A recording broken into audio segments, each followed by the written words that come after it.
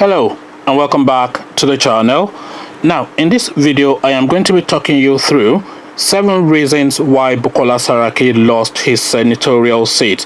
So 7 reasons why Bukola Saraki lost his senatorial seat. So I'll talk you through those 7 reasons, and then you can go into the comment section after you've clicked on subscribe to discuss your reasons why he might have lost. So these are my reasons.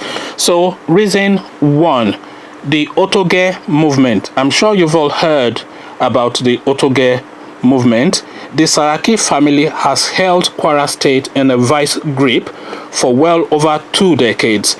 Their father, Olushola, served 2 terms as a senator. Gbemisola, Bukola's sister, has also served both in the House of Representatives and in the Senate, and Bukola himself, of course, we know, served 2 terms as a governor and then went on from there to the Senate. So now the people of Kwara State are now saying Otoge. Otoge, of course, in Yoruba means enough is enough. So reason 2, he crossed over to the PDP. Now crossing over to the PDP was one of the key reasons why Bukola Saraki lost his seat. With crossing over to the PDP to further his presidential ambitions, Bukola came out from under the protection of the ruling party and positioned himself as an enemy of the ruling party. So now this necessitated APC having to spend the effort to make sure that he is not returned. So crossing over to PDP is reason 2. Now reason 3, the Offa robbery. The Offa robbery, I'm sure you've all heard about the Offa robbery. The Offa robbery was a real eye-opener for the Nigerian public and especially the people of Kwara State. Now, whilst Bukola Saraki was not directly linked to the robbery itself, it was alleged by the police that the people responsible for the robbery were Bukola Saraki's political thugs who he had abandoned after the 2015 elections. So the Offa robbery is reason 3.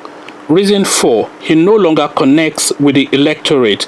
Now, this reason is being given by Sadiq Umar, the man who defeated Bukola at the recently concluded senatorial elections, the man who took his seat. So Sadiq feels that Bukola has lost that connection with the people of Kwara. So that's reason 4. Reason 5, corruption allegation. So reason 5, corruption allegations. Now, the list of corruption allegations leveled against Bukola Saraki were just too many. Though he has been cleared of most of these allegations, the number of allegations and the level of opulence and ostentatious living that he displays was just too much for the people of Kwara. So reason 5, corruption allegations. So reason 6, the current governor. So reason 6, the current governor. The people of Kwara feel that Saraki was largely responsible for the underperforming Kwara State Governor Abdul Ahmed, who is noted for poor performance and not paying salary. The people of Kwara State feel that Abdul Ahmed became governor largely as a result of Bukola Saraki's influence, and they are not at all impressed by this Abdul Ahmed chap's performance. In fact, they are thoroughly underwhelmed by this guy's performance, and they blame that directly on Bukola Saraki, who they feel installed this chap into office over and above his sister. Now, going on to the sister, reason 7, sibling rivalry. So, sibling rivalry, reason 7, and our final reason, Gbemisola, Bukola's sister, actively supported the APC party in Kwara State. This was in revenge for Bukola not supporting her governorship ambitions in 2015. So that's reason 7. Gbemisola going against her brother and using whatever influence she has to weigh against him. So those are my 7 reasons. What are yours?